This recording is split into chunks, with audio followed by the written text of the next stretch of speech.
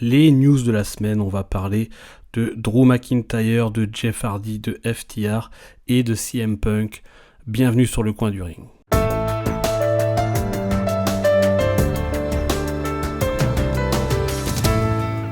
Salut à tous, c'est Biff et bienvenue sur le coin du ring pour les news de la semaine. Alors pour bien débuter la semaine, avant WWE Raw ce soir, on va faire un petit tour sur les news importantes de la semaine dernière.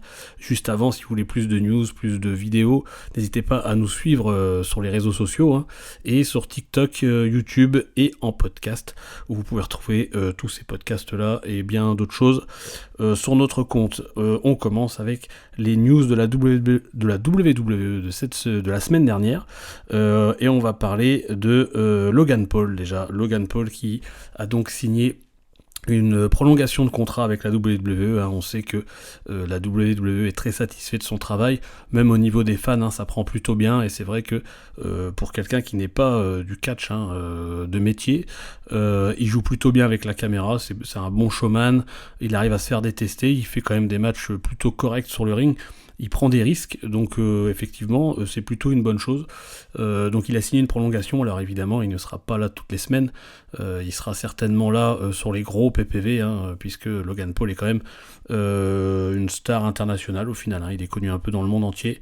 Donc il est fort probable que sa prochaine apparition soit sur SummerSlam au mois d'août, ou peut-être Money in the Bank, qui se fera en Europe cette année. Donc ce qui sera certainement un gros show, et peut-être même qu'il sera dans le match de l'échelle pour le Money in the Bank. C'est pas impossible, puisque comme je l'ai dit tout de suite, il prend pas mal de risques. Donc au niveau des échelles, ça peut quand même rendre quelque chose d'intéressant. Donc voilà pour Logan Paul. Ensuite, une news un petit peu importante de la semaine dernière, c'est évidemment lors de Raw de la semaine dernière, Liv Morgan et Raquel Rodriguez qui sont les nouvelles championnes par équipe féminine, en ayant battu Becky Lynch et Trish Stratus. Trish Stratus qui avait remplacé Lita, qui s'était fait attaquer en backstage peu de temps avant. Donc voilà, des nouvelles championnes. On a vu après le match, et c'est le fait un petit peu plus pareil, le fait important, Trish Stratus qui a attaqué Becky Lynch, et du coup ce qui va amener une rivalité certainement entre les deux lutteuses. En tout cas, elle doit s'expliquer, Trish Stratus doit s'expliquer ce soir pourquoi elle a attaqué Becky Lynch, donc une rivalité entre les deux lutteuses. Mais en tout cas, nouvelle championne par équipe qui est Liv Morgan et Raquel Rodriguez. C'est vrai que les deux faisaient plutôt des bons matchs en équipe. Enfin, l'équipe a l'air de plutôt bien prendre. Donc on va voir aussi pour les deux la prochaine rivalité qui va arriver. Visiblement, Sonya Deville et Chelsea Green s'intéressent au titre par équipe.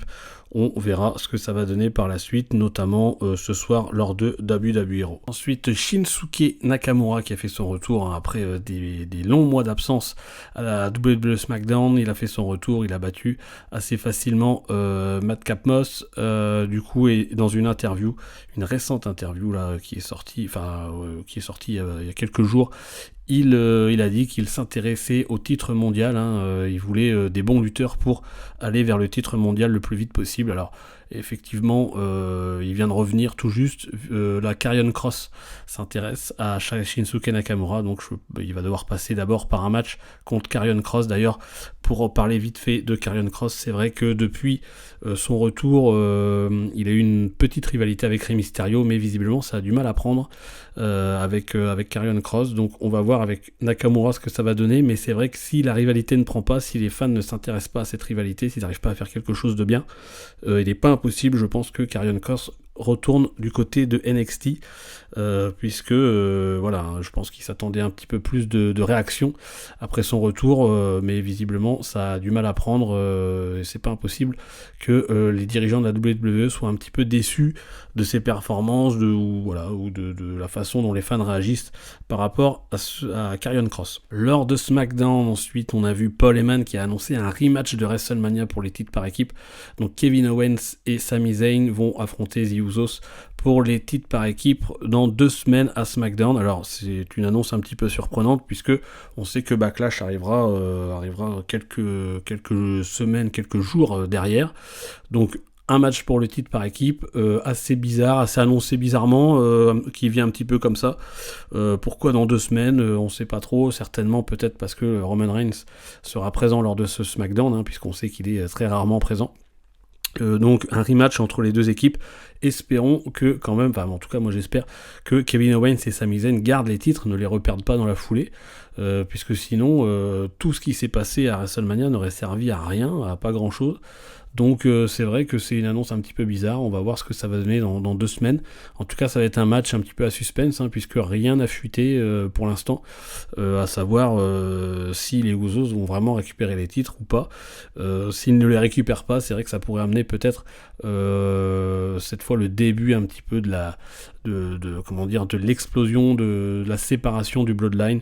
On verra ce que ça va donner, mais avec Backlash qui arrive derrière, c'est vrai que c'est un petit peu surprenant. Alors c'est pas impossible que pour Backlash, ils préfèrent faire un 3 contre 3, Kevin Owens, Sami Zayn et Matt Riddle contre les Usos et Solo Sikoa.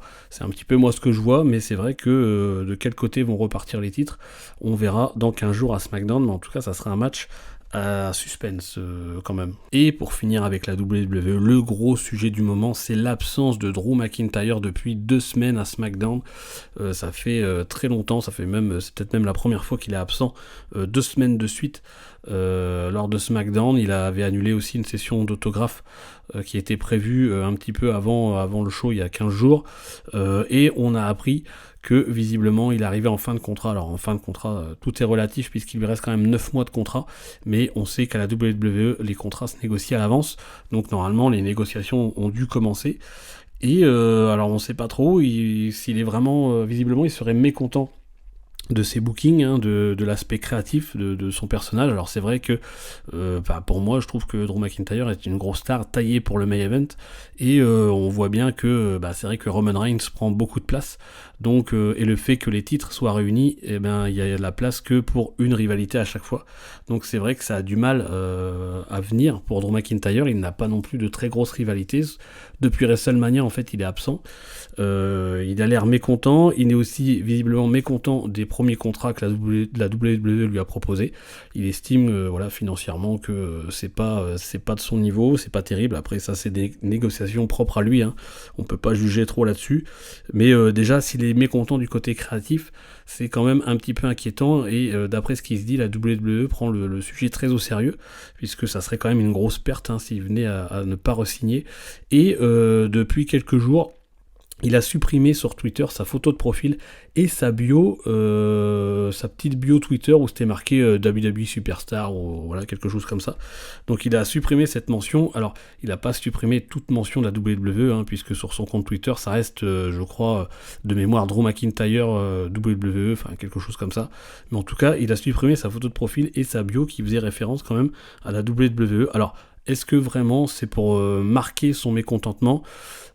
Pour donner juste mon petit avis perso, je pense vraiment que c'est pour un petit peu jouer sur le fait qu'on parle de lui, de son absence, et pour moi ça augure plutôt un turn heel que un éventuel départ de la WWE, bien que il faut quand même surveiller la situation, puisque comme je l'ai dit, il y a eu des news qui sont sorties comme quoi la WWE prend la chose au sérieux, et je pense vraiment qu'il est mécontent de son booking, etc. Mais le fait qu'il supprime tout sur Twitter, c'est peut-être pour jouer un petit peu sur son absence récente qui fait quand même pas mal parler. Donc voilà, moi je vois plutôt le fait qu'il ait supprimé des choses sur Twitter, je vois plutôt un turn heel qui va arriver très prochainement. Je vois pas, j'espère en tout cas qu'il va trouver un accord avec la WWE. On verra ce que ça va donner, on va suivre ça. N'hésitez pas encore une fois à nous suivre sur les réseaux sociaux pour en savoir plus. On suit la situation. Et voilà pour les news importantes de la semaine dernière pour la WWE. On va passer du côté de la AEW maintenant. Les news de la semaine dernière, AEW, alors quelques petites news aussi du côté de la fédération, on va dire concurrente, même si j'aime pas trop, je pense que les deux sont pas comparables, mais entre la fédération concurrente de la WWE, quelques petites news intéressantes. Alors déjà, on sait que la AEW va faire son PPV All-In à London, à Londres, au stade de Wembley le 27 août, Et beaucoup de... Donc c'est un très gros stade, je crois qu'en configuration catch, ça peut contenir à peu près 90 000 personnes. Et beaucoup de monde avait dit, mais jamais la AEW arrivera à remplir ce stade, sachant une audience correcte, une attendance correcte serait autour des 50-60 000 spectateurs dans le stade.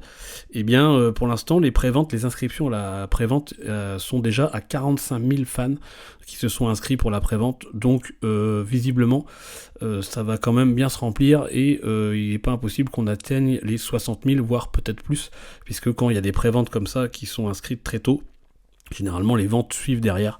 Donc c'est vrai que pour l'instant en tout cas ça fait taire un petit peu les mauvaises langues du côté de la AEW, puisque ils remplissent plutôt bien ce stade. Ensuite on a appris lors de AEW Rampage que FTR, alors FTR c'est vrai qu'ils sont redevenus champions par équipe de la AEW, et ils ont re-signé un contrat de 4 ans avec la AEW, et ils ont annoncé à Rampage que ça sera leurs 4 dernières années dans le catch, c'est même pas 4 dernières années à la AEW, c'est vraiment leurs 4 dernières années dans le catch. Après ils n'iront nulle part, ils prendront leur retraite, donc il nous reste encore 4 ans pour profiter de FTR, on sait que c'est quand même une très grosse équipe, ils étaient champions de la AAA, de la NJPW, de la AEW, de la Ring of Honor.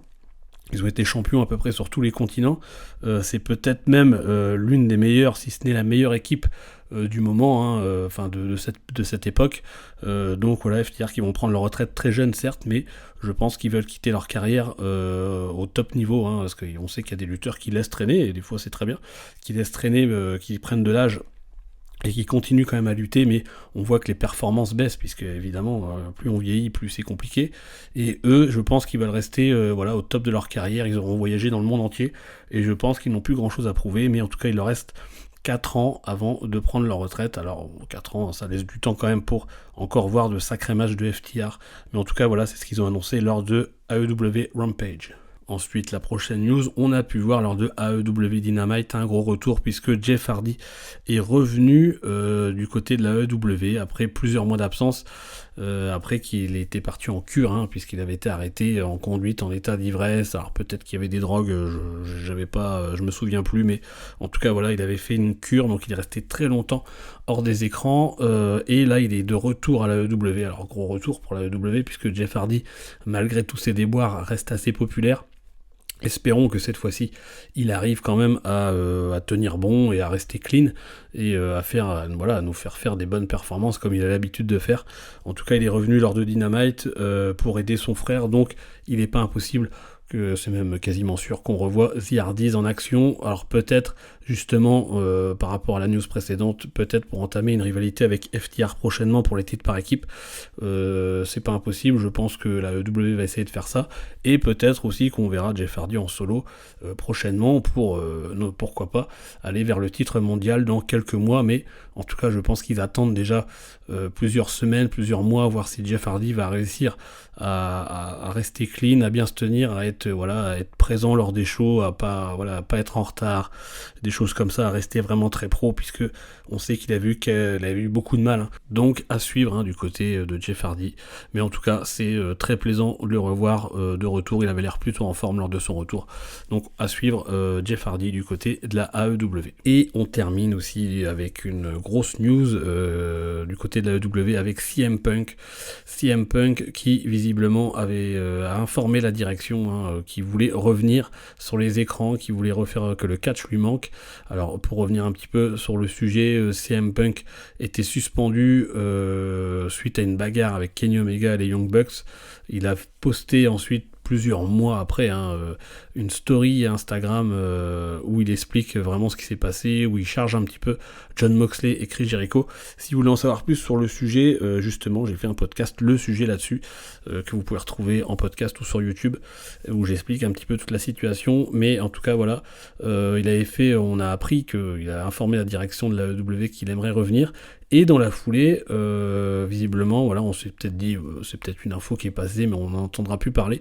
Et bien finalement si, puisque Une réunion serait prévue avec CM Punk et Chris Jericho notamment, qui sont un petit peu chargés, et d'autres lutteurs, certainement Kenny Omega et les Young Bucks, pour un éventuel retour de CM Punk à la AEW sur les écrans, qui serait prévu visiblement autour du 21 juin.